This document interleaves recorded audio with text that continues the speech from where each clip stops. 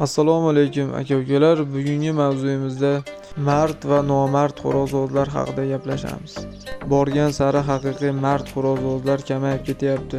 Qizil kitobga kiritilmasak bo'ldi-da ish qilib, haqiqiy mard xo'rozvoz xo'rozini kuchi yetmayaptimi? Haqiqatan ham tan berib, xo'rozing zo'r ekan deb, boy berdim deb xo'rozini ko'tarib oladi. Bir kuni bitta o'yinga borib qoldik.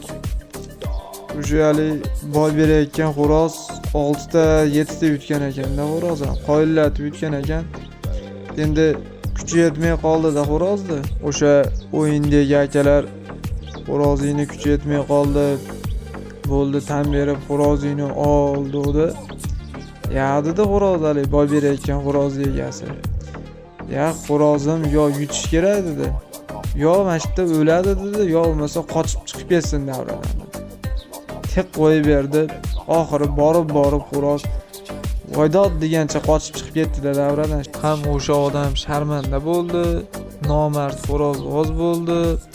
Endi uni birov ko'chada ko'rsa ham, xo'rozvoz odam ko'rsa u bilan xo'roz haqida gaplashmaydi ham. Uni qanaqaligini bilib bo'ldi. Unga xo'roz kerak emas, unga pul kerakligini bilib bo'lishdi-da o'sha davradagi odamlar. Yaqinda ota-bobolarimiz bilan suhbat bo'lib qoldi. Suhbatlashib o'tirdik, xo'roz haqida gaplashib qoldik. Sizlarni davrlaringda dedim, xo'rozlar jangi qana bo'lardi desam, ikkita xo'rozni qo'yishardi. Shu qo'yishgandan keyin qaysi bir xo'roz kuchi yetmay qolib yotib qolsa, o'sha xo'roz boy bergan hisoblanardi ekan.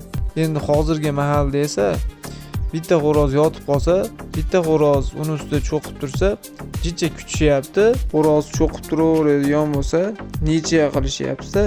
U yotib qolgan xo'roz bor-ku, u holdan toy bo'lgan, yo hayotda qochib ketolmaydi, yo o'lib qolmaydi.